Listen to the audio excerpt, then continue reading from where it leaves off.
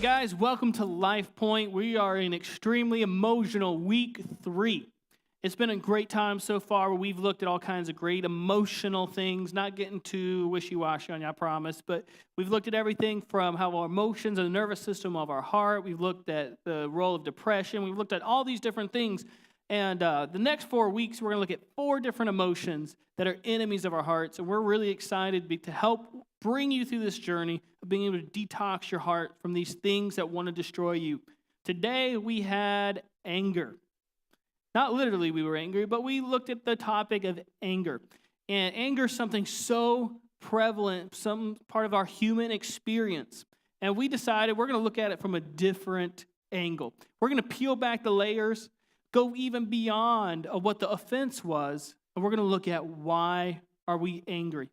And when you really get down to it, something has been taken from you. You were robbed of something, and somebody owes you. Now, you're probably thinking that, okay, you're probably fishing there too much, Pastor Chuck. But just think about it. Check this out, okay? Let's say that you're late for dinner.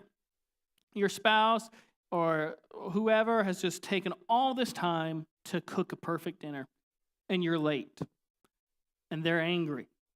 Now, you may just say, well, they're angry because you were late, okay? But time is just time. So why are they angry? What's happened is you have robbed them of the opportunity to spend quality time with you. You've robbed them of the opportunity to eat that meal fresh out of the oven, fresh off the stove. There's been a theft. Now you owe them. That person is mad because you took something from them. And we can go all the way up in all kinds of examples, whether it's a spouse that goes off and cheats. They've robbed the other spouse of so much, from trust, a marriage, intimacy, security, and the list goes on. Whenever we deal with anger, something has been taken from us. So if we have a problem where somebody owes us something and we're angry, we've got to deal with that problem. If we let the anger just stay in our heart, it's going to develop into bitterness. And that bitterness will take root, and it'll end up changing our entire demeanor. Where we start blowing our tops for small things that don't matter. Anger and bitterness are enemies of the heart. So this morning, we were looking at not just what is anger, but how do we deal with it. Paul talks about how just as God forgave us, we should forgive others. We can rid ourselves of all anger, of all bitterness, all rage by forgiving others. We can treat them kindly and compassionately when we do that. Now, Jesus talked a lot about this, and one of the things you're going to do as part of your question set this week is you're going to look at the parable where Jesus talks about the king who forgave a servant his debt. There's so much power in forgiveness.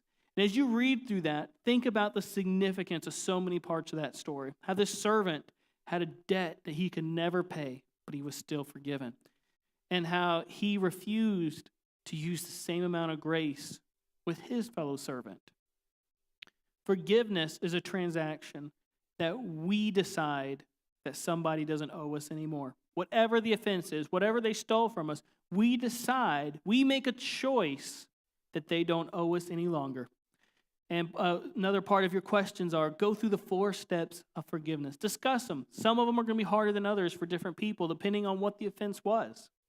But look at that together. And as you guys discuss these questions, I want to encourage you to be open and honest. When there's a story of pain and hurt, the people in your group love you. They genuinely care about you. They're there to encourage you and lift you up. Share your story. Let them speak words of healing into your life as you start to work on the process of forgiving. Guys, thank you for joining us at Life Points. We hope you guys have a great time, and we'll see you next week. Sometimes